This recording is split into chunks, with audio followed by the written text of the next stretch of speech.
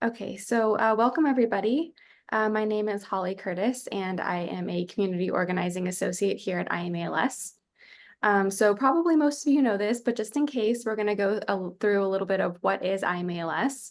So IMALS is a community-led organization that provides critical support and resources to those living with ALS, their caregivers, and loved ones. IMALS mobilizes and empowers advocates to raise awareness and resources for ALS, increases federal funding for ALS, revolutionizes the development of treatments and cures, and provides critical support and resources to those living with ALS, caregivers, and loved ones. We're so happy you're here today. And before we begin, I am going to go over a few housekeeping items. Please stay muted if you are not speaking to reduce background noise. We are not going to be reading the chat as we go, just in the interest of time, like we normally do. Feel free to put in comments if you'd like, but just know that they won't be read out loud. Most of our panelists today are using Eyegaze, so we most likely won't be doing a live Q&A. If you have a question, please put it in the chat or use the raise hand feature. We'll then be collecting the questions so the panelists can answer them on their own time following this session, and an email with the answers will be sent out to participants. So feel free to ask your questions. We'll be taking them down to be answered at a later time. This panel session is brought to you by IMALS's The Right Stuff team. The Right Stuff team is comprised of a group of volunteers who are passionate about using writing to heal, bring awareness to ALS, and share their stories. If you'd like to learn more about this team and join, you can sign up here.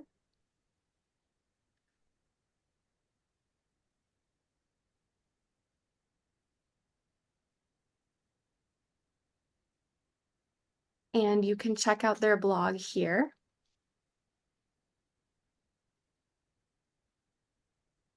And then one of our panelists, Charlie, provided some resources. He made some YouTube videos, so I'm going to post those in the chat. And he also was a participant. Oh, wow, those came through really bad. I'm going to post them each individually. But we also did an Ask Me Anything ALS about communication technology that Charlie was a part of, so he included that link as well. Let's see. I think that's everything. So on to the topic of this session, Eyegaze technology. Rather than trying to explain this to you, we thought it would be better to hear from the users of this technology and get their insight. But before we do, our moderator, Emily, will introduce the members of the panel. So Emily, go ahead and take it away. Thank you all for taking the time to join us today. I'm Emily Sorbonne, and I'm a volunteer for IMALS, as well as a member of the Right Stuff team. For today's panel session, I'll be serving as your moderator.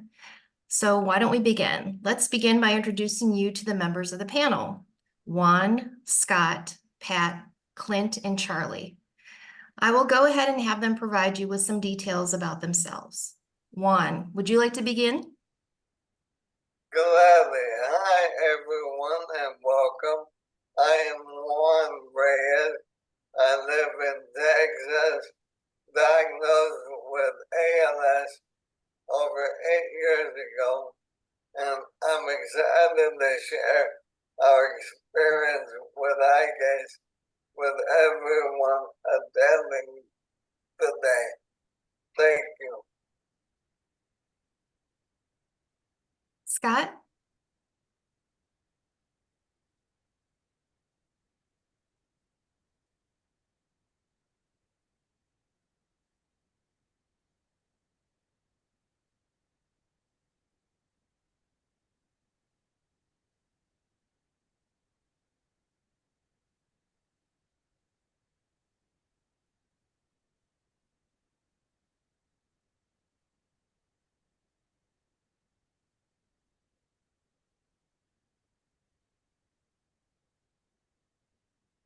Take your time, Scott.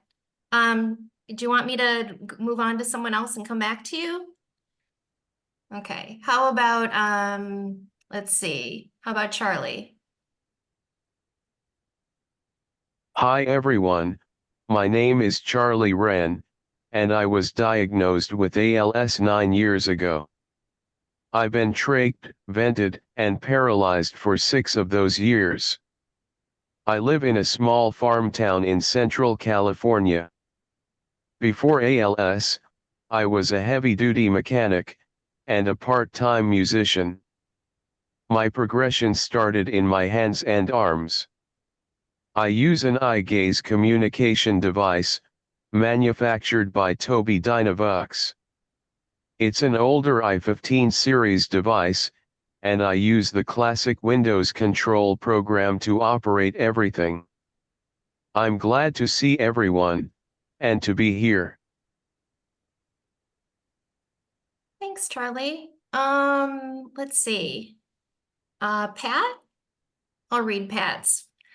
Hello, everyone. My name is Pat Dolan. I'm a Geographic Information Systems, or GIS professional who is, sorry, is there anything? Okay. Who was diagnosed with ALS in 2016.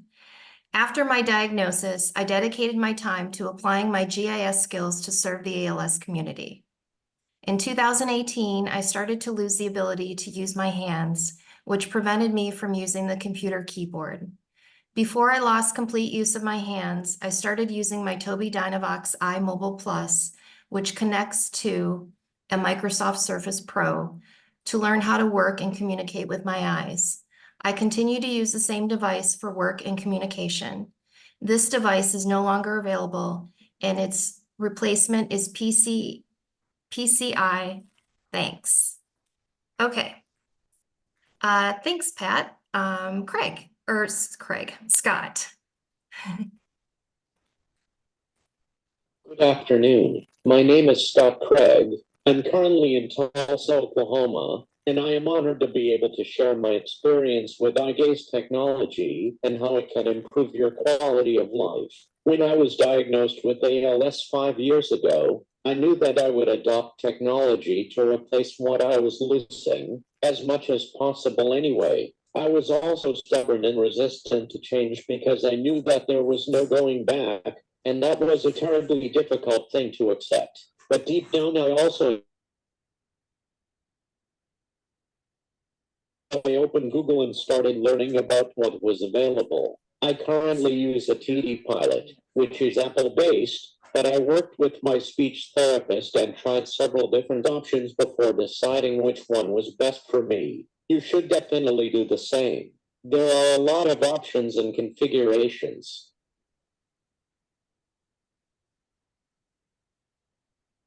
Thanks, Scott. As Holly mentioned earlier, we've asked the members of our panel to prepare answers to their questions in advance. If at any time you have questions, please feel free to add them to the chat or use the raise your hand feature. Now on to the questions. First off, what is Eyegaze technology? Charlie? Eyegaze technology is an electronic device that allows a person to control a computer, tablet, or communication device only using their eyes. Looking at words, commands, or icons on a video screen can determine what you want to do. A low-intensity infrared light shines into the user's eyes and reflects to the computer screen. The Eyegaze camera picks up the cornea and retina's reflections to determine where you're looking. As the direction of the person's gaze moves, the relative reflection position also changes, and the selected command is executed. You can accomplish everything a non-ALS person can achieve with the right software and user. Thanks, Charlie. So can you answer the second question? How do you use Eyegaze in everyday life? I use Eyegaze technology when I wake up, check my email, and respond. Then I check my Facebook. I might watch a video or two on YouTube. Then, I might go to a few Zoom meetings during the day. Between the sessions, I do a lot of writing for responses and little projects, making little videos and slideshows, trying out new programs, or playing a video game. I might look at my other social media or do some online shopping. I usually wait until the evening to watch my favorite TV shows, movies, and YouTube videos. Each day can be different from one to another. I found keeping busy can be the key to living with this devastating disease. Thanks, Charlie. Let's find out how others use this technology. Juan?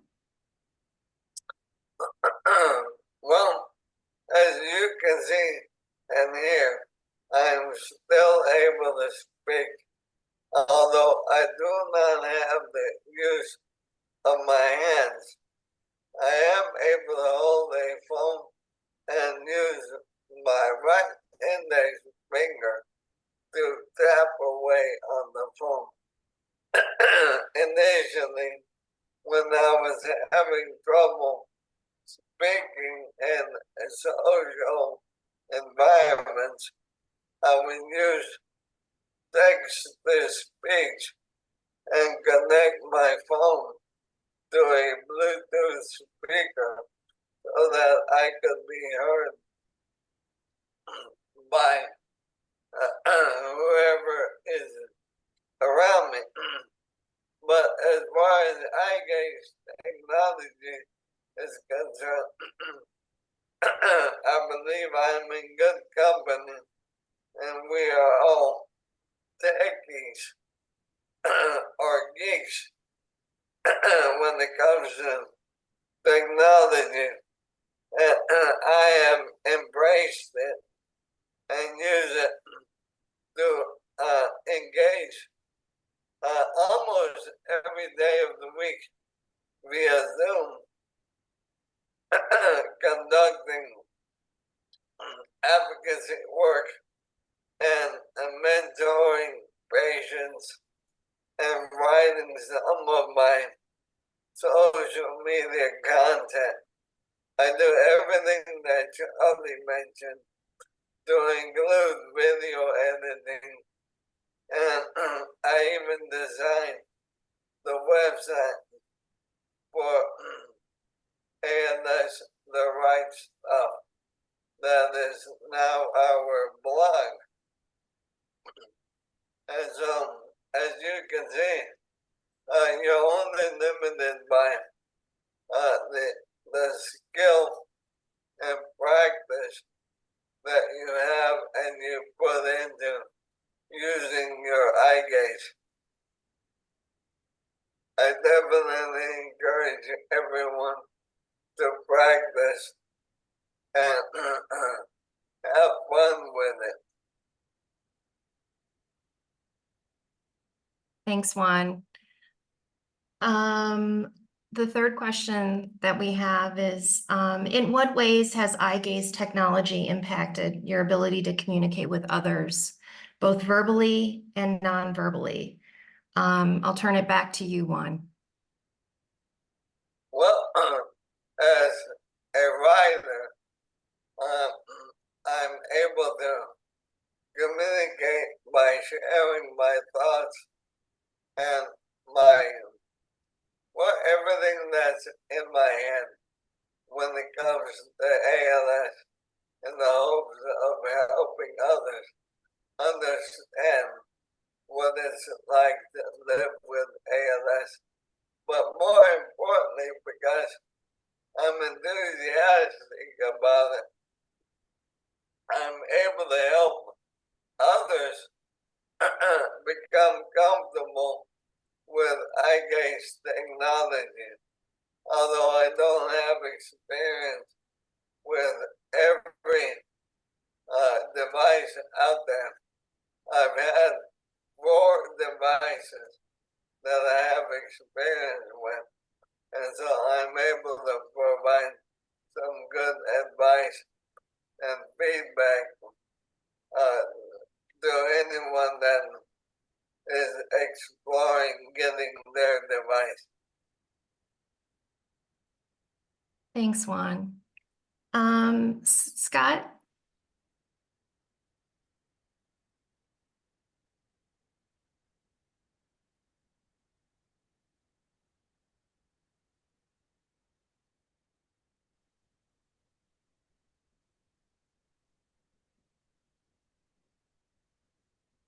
Eyegaze is my primary form of communication. I would be completely lost without it, and honestly, I would probably be dead if I didn't have it. However, instead, I've decided to master it, and in doing so, I have the ability and confidence to do things like being here today. Of course, I still use other forms of communication in tandem with my Tobii Eye. I can still make sounds to get attention and get out a few words like no, more, and I love you. I also am good with facial expressions while I still have the ability, but the Tobii Eye is always available for clarification and the details. Now, no, I'm also communicating in writing, emoji, and painting. I use Zoom, email, social media, and soon I'm adding video to the mix. Texting is used a lot, and I use all of these tools to try and express myself beyond simply saying words. Speaking is only one piece of communicating and has limitations. If you've ever tried being funny or sarcastic in a text message, you know how quickly your intentions can be misunderstood. Thanks. Pat?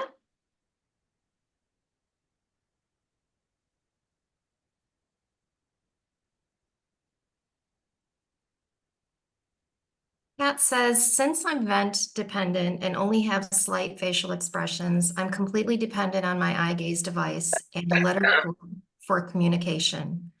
Otherwise, the only way for me to communicate is through slight facial expressions, which only my wife and longtime caregivers can understand. Without my eye gazing device, I would very likely be dead because it is the only way for me to communicate effectively on how I feel and what I need, and it maintains social connections with family and friends. Thanks, Pat. So the next question is, how do you use eye gaze beyond basic communication? For example, Pat's maps. Let's turn this back to you, Juan. How do you use eye gaze beyond communication? Well, I actually have started exploring painting with my eye gaze. There are various applications and that you can use, and they're pretty advanced in the sense that you can apply various textures and mediums with respect to virtual creation. And I'm hoping to take up photography also. And that is a matter of connecting your photo equipment with your eye gaze, which is very possible because most devices are capable of connecting with just about anything that is considered a smart device. So not only are we able to speak, but we're also able to control environmental controls in our home, televisions, light switches, etc. So there's, and I use just about all of them.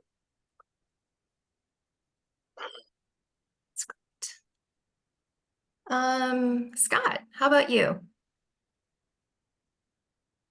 Currently, I use my Tobii Eye to do everything. Obviously, speaking is the primary purpose of my device, but you already know that. So let's talk about the cool stuff that you can do. Now, no, the real question is what can't I do? The basic computer stuff is just a click away. Phone calls, calendars, and browsing the internet is fairly easy. You can connect your phone, take pictures, and read books or enjoy music.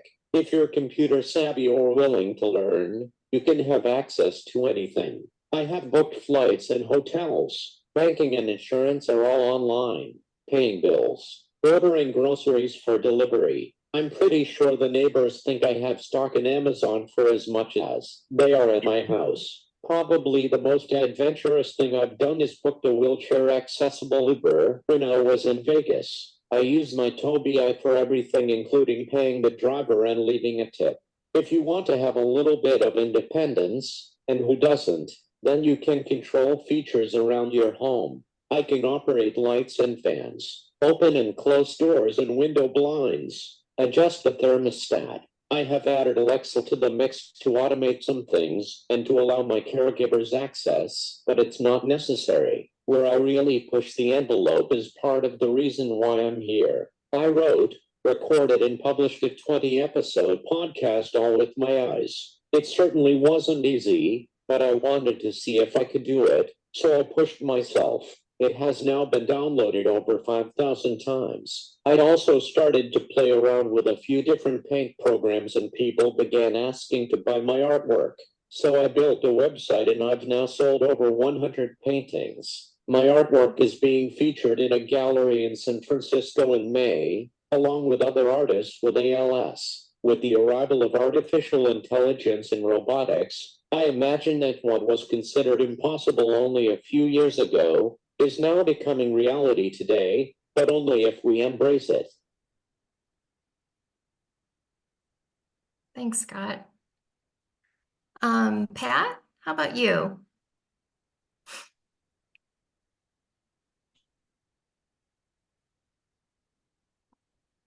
Eye-gazing technology has allowed me to continue my GIS career. I use my eye-gazing device to make maps, perform spatial analysis, and create apps.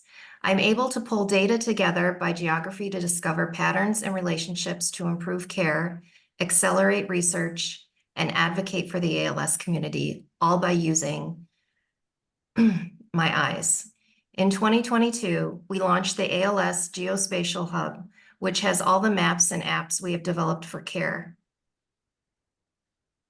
Sorry, it keeps moving, so I get lost. 1 second. Let's see. Where did I lose my spot? It said that we have developed for care, research, and community. And then Pat put the link in. And then Okay. Pat had another chat as well, Emily. Okay, and then the I'm able to perform. Yes. Okay.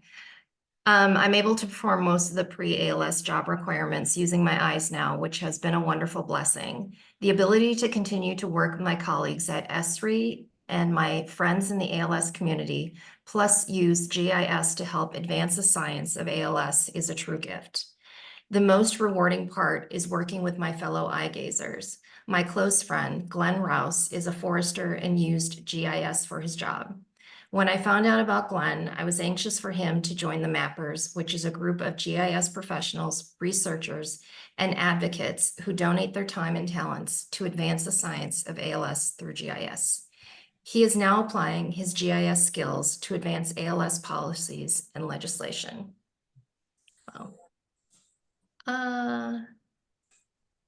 More. My work, the hub, the mappers. This is all because of Steve Gleason, the founder of Team Gleason, who invested in Eyegaze technology to make it go beyond basic communication. You can now use Eyegaze technology to operate your power chair, work with researchers, and be an active member of society. Without Team Gleason's work and dedication to advancing Eyegaze technology, I could have never continued my life's work. I can't thank Steve, Team Gleason, and all their partners enough for their work enabling the ALS community to thrive through technology. P.S. So I don't lose my long-term disability pay, I receive no pay for my work. Wow, that's great. There's a part A of the same question. What was the process like to learn how to do these various things when we're talking beyond communication? And I will turn this over to Juan. Well, as I've shared often, it takes a lot of patience and perseverance. Your eyes will get tired, you will get frustrated, and you're gonna wanna get up and run away from your device, although you can't. And really, you just have to be patient.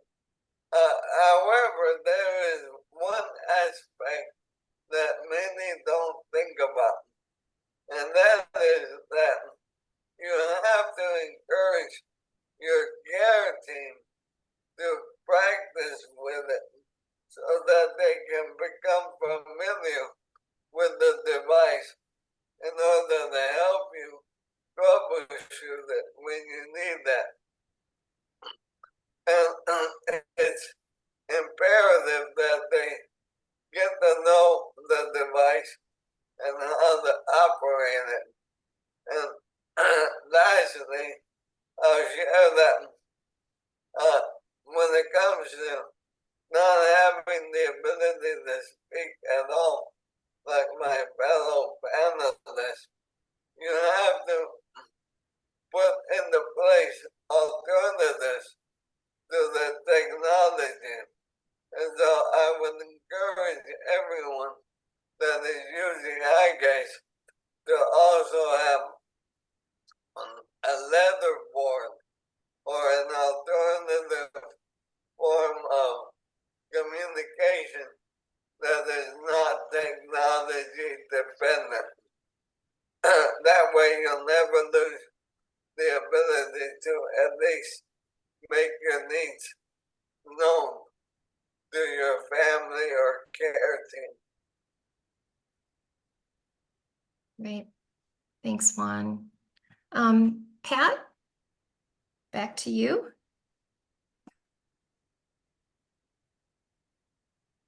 That is a great point. Thanks, Scott. It was a hard adjustment using an Eyegaze device for communication and work, and it was especially hard for family and friends. They had to learn to only ask one question and not switch topics while I typed out my response. I had to learn how to make my sentences short and concise. Nothing worse than being asked, "What do you mean?" because it requires more typing, which takes more time, which increases the odds that they forgot the original question and have moved on to another topic. Learning how to switch from using my hands to my eyes to create maps and perform spatial analysis took some adjustment. I had to learn how to use the software with my eyes and what functions to use to operate the software. Fortunately, it only took a few days to be back making maps and sharing my work with my colleagues. The hardest adjustment was time management. When I work on a project, I still estimate the amount of time to complete the project as if I still had the use of my hands. I forget that it takes 50 to 75% longer to complete a task. Because if I have to respond to a question, I can't talk and continue to do work. I have to stop what I'm doing, get out of the application, open the app for communication, and type out my response. Then do all the steps to get back to working. Also, your eyes will get tired and dry, which requires you to rest and stop working. But I would recommend that marriage counselors use Eyegaze devices to help couples with communication because it forces you to think before speaking.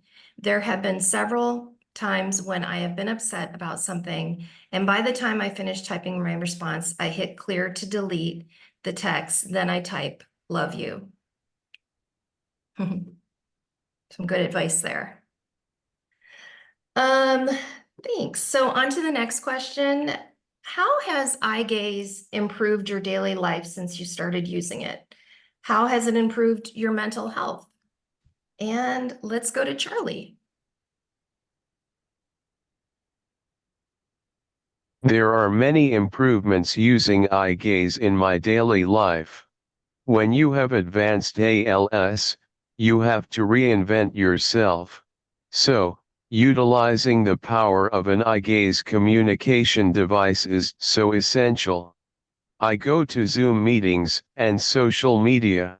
I also text and email to stay connected to the outside world.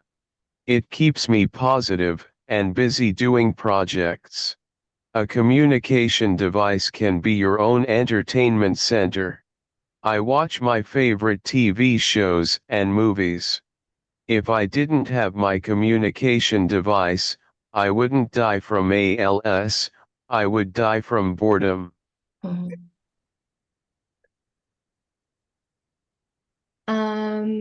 Let's see. Scott, how about you? Mental health, at the risk of sounding overly dramatic. If I didn't have access to something like this, I'd probably be dead, and I definitely would have gone mad with depression. I use my Tobii to speak with my therapist at least twice a week. It's everything to me. Thanks, Scott.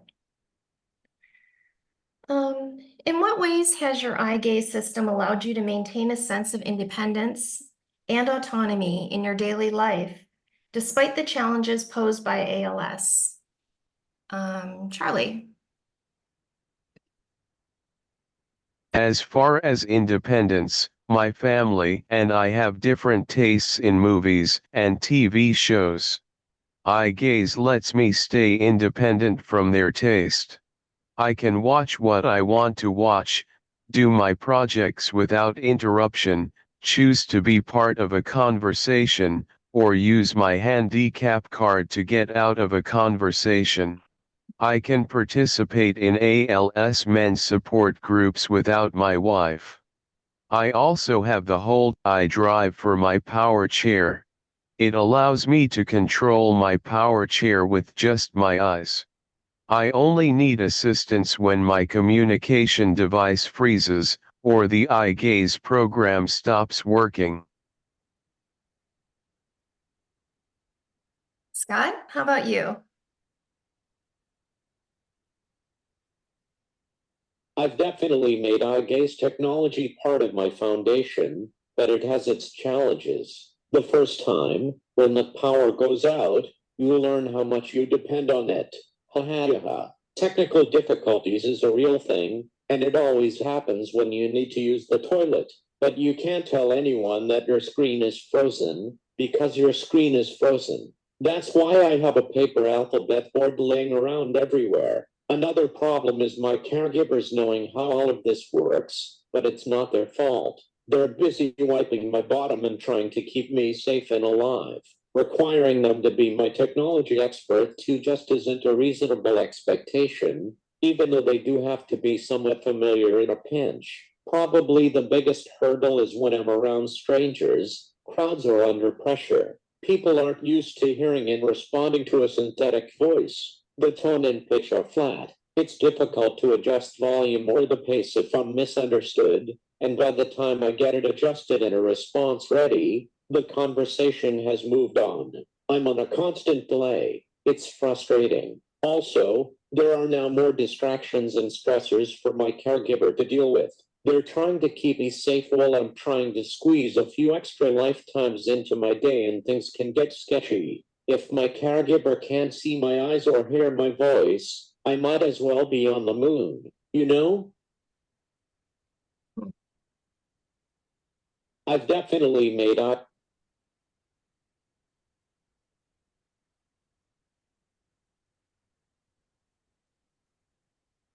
Is that it?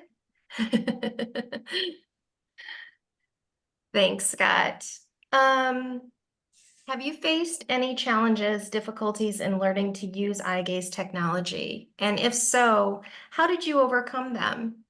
Charlie? I've overcame many hurdles during my Eyegaze experience. I received my first communication device by mail. I guided my wife, and she set everything up. We tried to contact the manufacturer's rep but failed. I fumbled around with the software until I could use it. I watched YouTube videos when I had questions, but I found that the traditional way to use the device wasn't cutting it, so I decided to use third-party apps for everything, even speaking. I didn't particularly appreciate being trapped in the stock communication software, so I used my device like a regular computer. Everyone is different, So try different devices and programs. That's a good point. Juan, how about you? Well, as you can see, my ability to speak allows me to not be as dependent on the eye gaze for communication, but it is my direct access to the world at large, considering that I'm busier now that I'm retired with ALS than when I used to actually have a job and work. I'm on Zooms Monday through Friday, sometimes on the weekends, from morning to evening, engaging in all kinds of trouble. And what really has helped me was helping others, because it creates a form of accountability for myself and forces me to practice by engaging with others. And given that I'm a bit of a techie, I like to try different apps and operations with my Eyegaze, just to have fun with it. I'm not a gamer, so I don't do that. Most of what I use my Eyegaze for is creativity, writing mostly, and communicating with friends, family, and colleagues in the advocacy world. Thanks, Juan. Scott?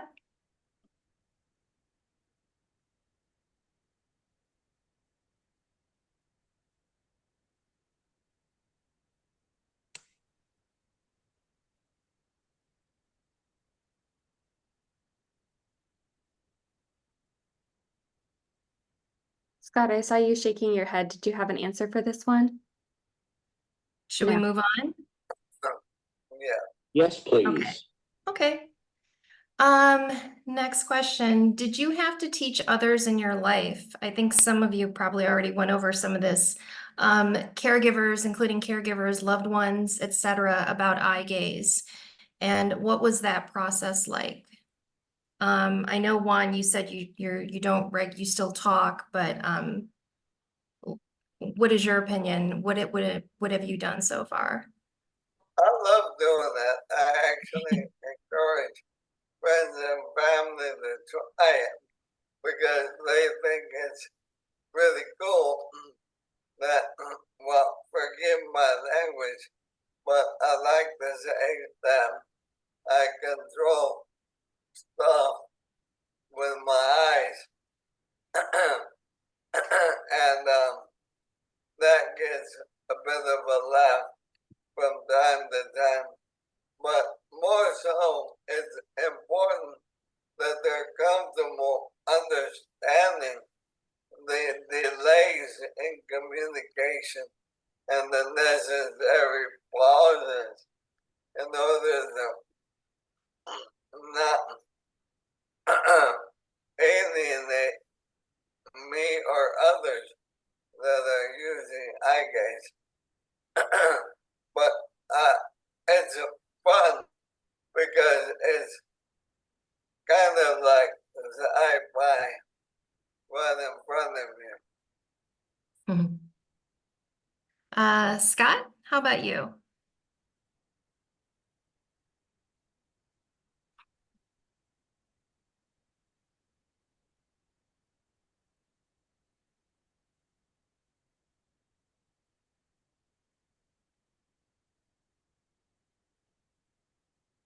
What is right on the money?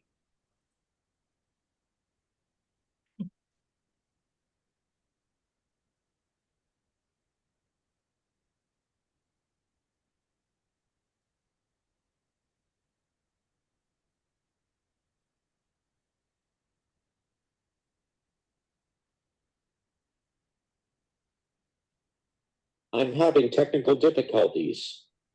That's okay. Do you want me to move on to Pat and then come back to you? Okay, Pat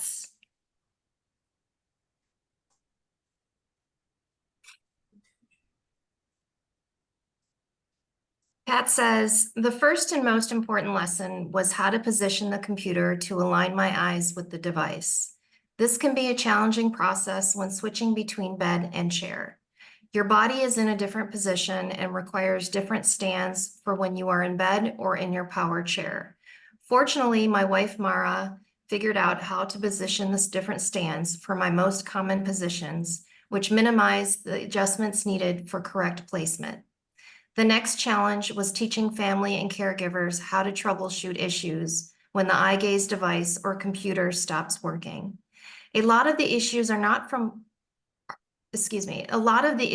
from not plugging in the device when not in use, software updates, and computer crashes.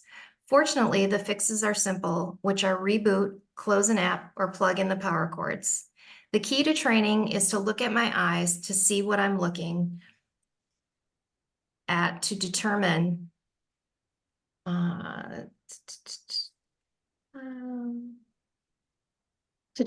what action is needed.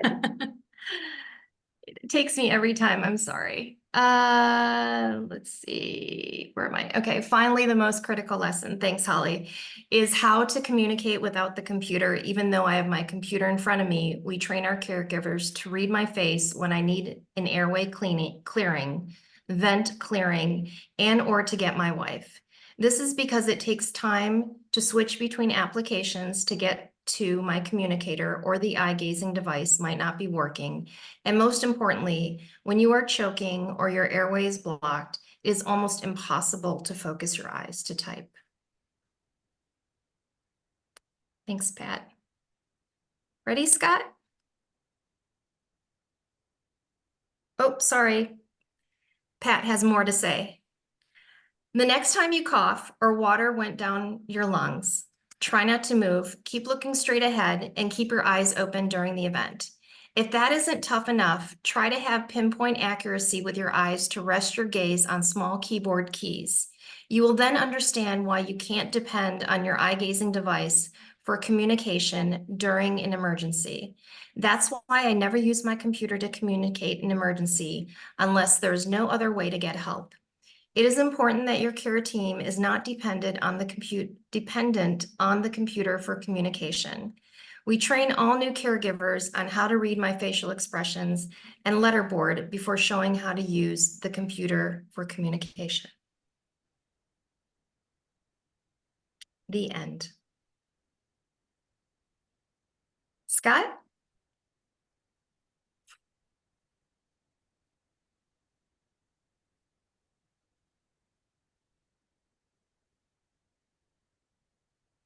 My best piece of advice, embrace the fact that you're going to have to adapt. And the sooner you start weighing your options, the better experience you and your team will have. Because the longer you wait, when the desperation and frustration starts to pile up, you will probably end up with something you don't want, or worse, you let your machine collect dust. And nobody will be able to effectively help you because you can't communicate. I've seen my friends do that. You don't want to get there. Practice patience and a good sense of humor. Amen. Mm-hmm. Thanks, Scott. And now we're approaching the last question of the day, the last one that was assigned anyway. What advice would you give to other ALS patients who are considering or just starting to use Eyegaze technology? Charlie?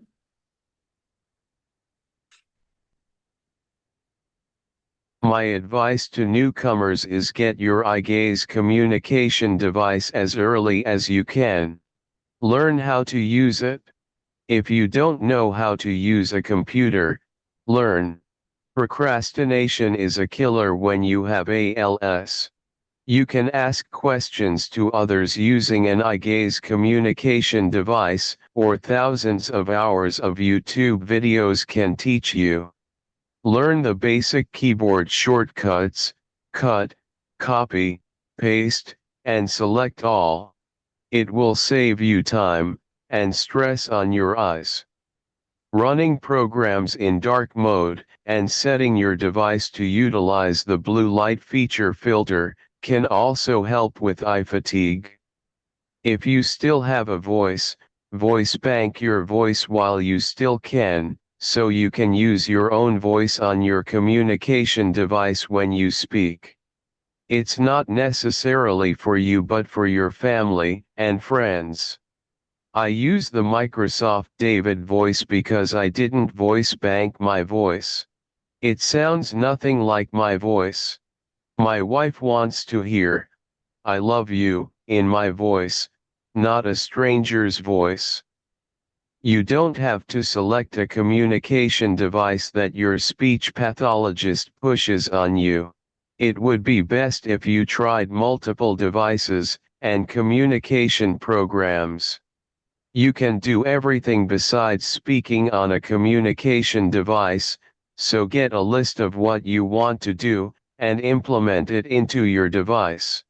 Your eyes is a window into your soul. Hopefully, this advice can help someone with their communication device adventures. Thanks, Charlie. Juan, how about you? I want to reiterate a couple of things that Pat and Scott mentioned, and that is to open and set up your device as soon as you get it. Do not let it collect dust in the closet or in the corner, because by the time you need it, it is going to be outdated and will require updates. And depending on the model and its age and the quality of the device, updates can take a long time, especially when what you're trying to ask your family or care team is to take you to the bathroom. Avoid an emergency by having your device operational and ready for that moment where you're not able to clearly speak or convey your needs. Always prepare in advance as best you can, because with ALS, you don't know what you're going to have from one day to the next.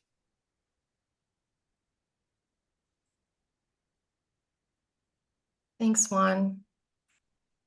I want to thank everybody for preparing your answers to these questions and taking the time out of your day to answer everything. And I will pass it on to Holly. Thank you, Emily. Let's see, we have a couple of questions in here. Since we have some time left, we can go ahead and get to these. So Jay says, I think Pat made a great point. The Eyegaze is not great in an emergency. Trying to type, "There is a spider on my face," when there is a spider on my face is incredibly difficult. I feel like that's happened to you before, and that's very distressing. It's so specific. Jay says to Pat, when you go into emergency mode, how many messages are you trying to communicate? Do you mostly need just one, "help me," or do you go back to binary yes, no communications? And I'm going to give Pat some time to answer that.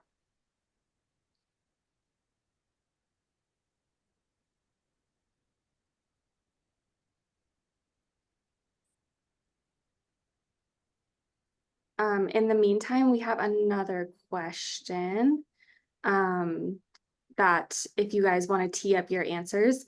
Jean-Marc says, "Thank you for hosting this amazing panel. I have a question to the panelists about AI. Given the advances over the past year, what are the technical improvements you are most looking forward to in Eyegaze technology in the coming years?"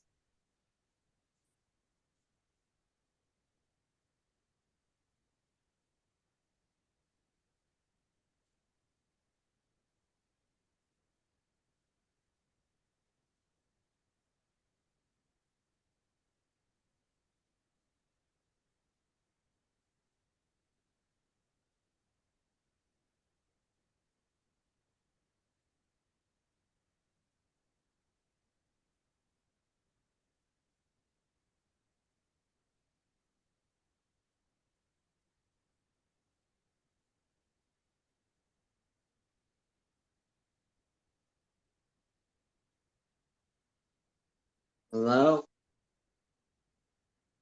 Holly, do you want me to read the answer, or are you going to read it? If you wouldn't mind, I'm taking down some of these questions. Oh, sure. So, Pat answered, good question. It depends on the type of emergency. For example, I need air clearing or get Mara or get Spider off my leg. Apparently, spiders love people living with ALS.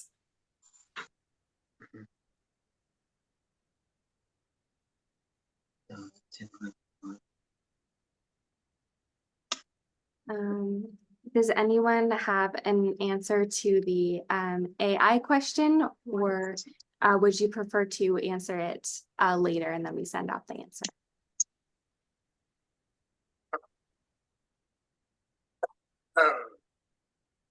I'll answer that, but were the Townsends trying to ask a question?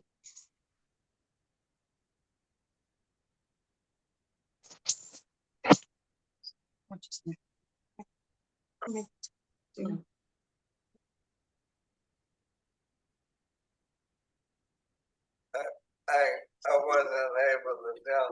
But with respect to AI, I'm hoping that AI technology improves or enhances word predictability as it learns the user's preferred phrases and words and construction. In addition to being able to lose the personality of the individual user. I don't know if that will take place, but it would be interesting to have the device learn who you are and adapt to you as far as AI is concerned.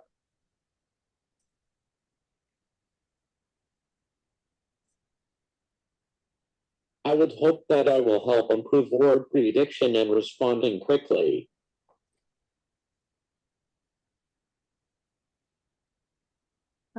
Okay, I'm gonna get through some of these chats and then I'll go to Spiro, whose hand is raised. So let's see. Spiro says, emergency mode for me is when by myself. I send my wife a pre-programmed text indicating severity and category with one click. Lynn says mosquitoes too, in reference to spiders being on people. Jay says, LOL, this sounds like a great empathy exercise. Sharon says, I think we'll probably have to answer this one after, but Sharon says, I was late to the meeting. I will watch the recording in case this was covered at the beginning. Did all of the panelists have bulbar onset? If you had another type of onset, when is the right time to start with the Eyegaze? Bill says, is there software devices that work with Mac OS operating system iOS? David says, yes, my mother has used both Windows and iOS devices. And I see Scott and Juan nodding. Charlie says, I'm a Windows and Android user.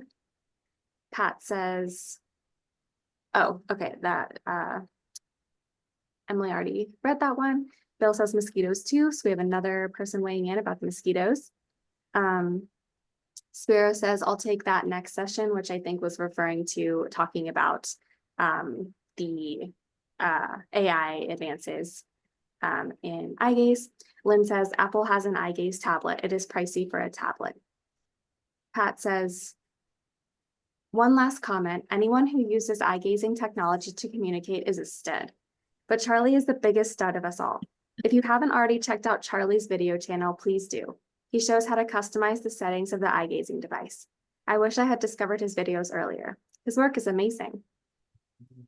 Jay says to Bill, at the ATIA conference this year, there were 4 eye trackers for iPads on the show floor. Toby Dynavox Pilot, iRespond, HIRU, Skyle, and iTuitive. Charlie says, AI is growing in popularity.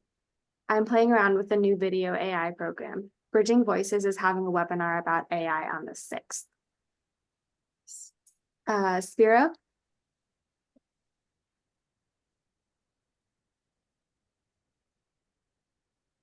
So I'll do a teaser for the next panel session.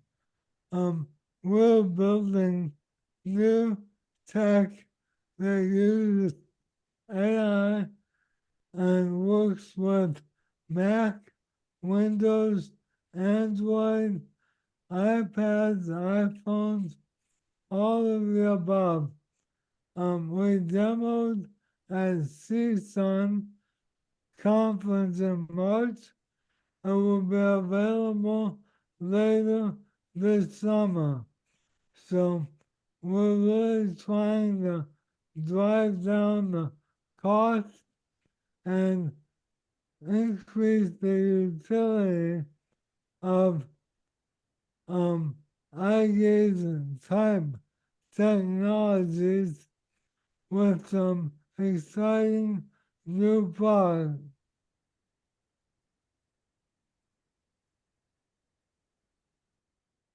Thank you. And I see Juan has his hand raised.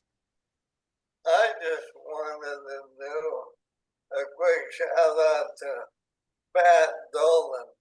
If you guys have not seen the maps that he created to help the entire ALS community identify pockets and populations, referring to all kinds of needs in the ALS community.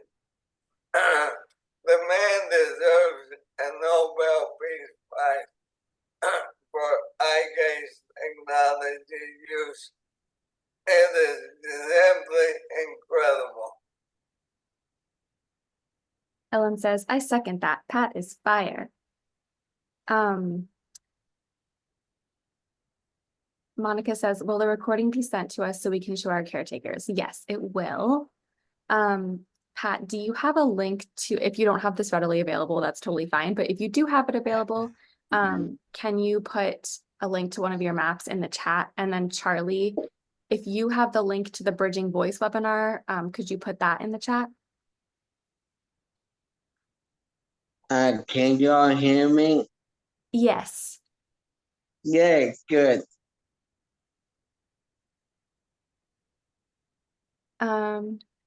Let's see. Charlie says, I have a guy use AI to communicate through Google. He would type a sentence, it would produce a paragraph. And Pat says, Juan, $10 coming your way. You are too kind. Thank you, Mara. So this is a link to one of Pat's maps. That's actually the whole hub where he has all his maps. Oh, thank you. There, I believe, yeah. He might be sending you a different link. I just thought I'd try to save him some clicks. I got about a 40% correct rate. So just trying. Thank you, Mara. Sure. Okay, since we have some time, do you guys want to go back to Sharon's question? I'm trying to find it. Oh, did all of you guys have bulbar onset? And if you had another type of onset, when is the right time to start with Eyegaze? I did not have bulbar onset. I was diagnosed 18 years ago, and I didn't start using Eyegaze till November around 2014.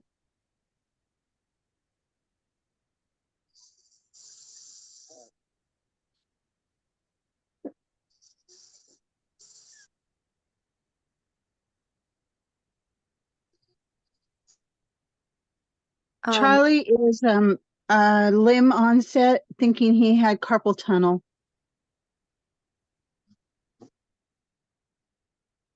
Pat was limb onset too. I was limb onset.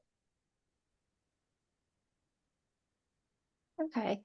And I think her follow-up question was, so if you did have the limb onset, when is the right time to start using Eyegaze? Personally, I would say the moment you start experiencing difficulties in speaking, simply because you cannot tell when it's going to become an impediment to meeting your daily activities and needs. I would definitely recommend that as soon as you do, you explore with your speech pathologist and do not let them lock you into one device. Many clinics have vendors that they work with, and those vendors can be device specific, but the speech pathologist is not, and they can request a variety of devices for you to explore. I was using Dragon Speak from 2009 till 2013. I was still working at the time, but I declined so much in my addiction and investigation. The program could no longer understand me, so I retired in May of 13, and then I got Eyegaze in November of 14. I wish I had known about Eyegaze before that, because I think I could have kept working for a longer period of time. I started having problems with articulation about 4 or 5 months ago. I've had ALS 2+ years or so. And when I was at my clinic in January and I was talking with the speech pathologist, so then the next month I met with someone who here in the state of Texas puts together a proposal that gets submitted to the state. And then apparently the state provides a certificate to get the communication technology that's paid for, I think, from a tax on our phone bills or something. Juan might know more about that than I do, but it's going to take months to get it. So I'm just trying to get it ahead of time. Yeah, I'm on my second. I get provided by the state of Texas. They will provide you one every 5 years, and you can either get a rolling mount that you can put anywhere, or you can get a stationary mount that will go on the side of your chair.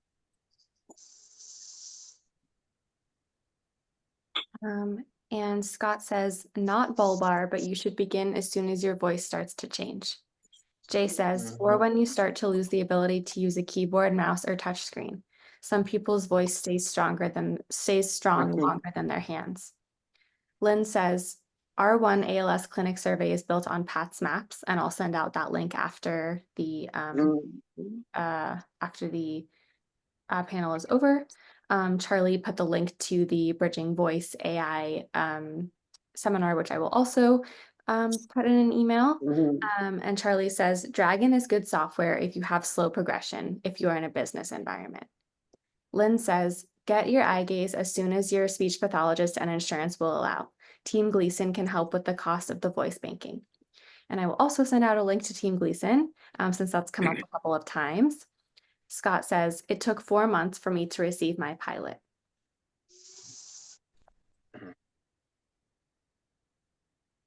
Hi guys, Pat asked me, I'm going to type it because he got kicked off, so I'm in his room.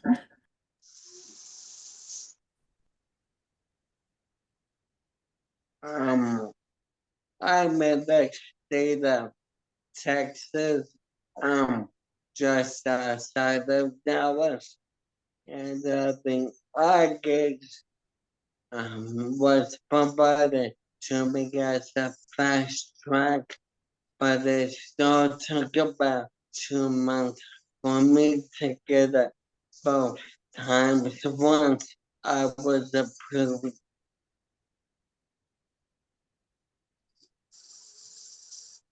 Thank you. Mara says, Pat says you can contact Team Gleason and request equipment. Awesome, I'll send out that link. And Juan says the National Library has a free audiobook service for the disabled.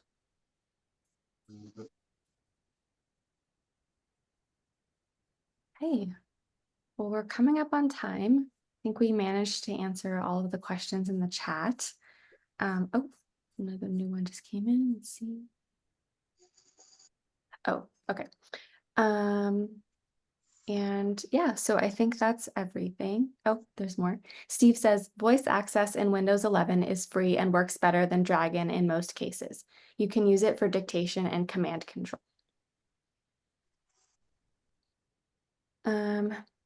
Okay, well, I think that's everything. Jean-Marc says, I have another technology question. Have any of you experimented with VR headsets, in particular the Apple Vision Pro or MetaQuest Pro? They look like they have amazing eye tracking capabilities, but I'm not sure about the practicality of wearing a VR headset. Okay, so this is going to be our last question. If any of the panelists would like to address this question. Looks like Spiro has something to say. Spiro, go ahead. The Vision Pro requires you to make hand gestures. So if you're not upper limb functional, it's very restricted.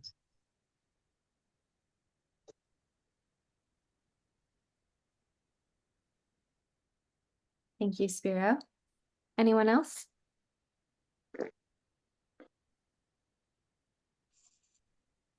I am not using augmented reality devices. And I don't use an eye gaze, but as a caregiver, if I had a person who had difficulty communicating and needed to be able to get eye contact with me and couldn't take the headset off, I would worry about the fact that it's obscuring their face and, you know, their ability to communicate with me otherwise. So I personally would go hands down on that one, or thumbs down on that one. My life is already augmented. I don't need more reality. Jean-Marc says, thank you, Spiro. That is a very good point. It's not practical. Sorry, can you say that again, Scott? No, okay, sorry. He said so practical. Okay. And Charlie says, my progression was too quick to utilize that technology. And Jean-Marc says, thank you all. This is super helpful. And Jay says, Apple Vision Pro can be operated just with gaze. Fingers aren't required. Okay. All right, I want to applaud everybody. This was a great panel. Thanks for everybody being here and participating and all the great questions. We want to encourage you also to come to part 2 of our Eyegaze series, which will focus more on functionality, usage, and recommendations. I'm going to put the link to attend in the chat, but I'm also going to send that out in the post-panel email. When will that be? That will be May 13th, also at 6:30 to 7:45 p.m. Eastern. And Lynn says, I fell asleep and missed the beginning. No worries, it's being recorded. Okay, thank you, everybody. Thanks, everyone. Have a good evening. Bye. Bye. Thank you everyone. It was nice.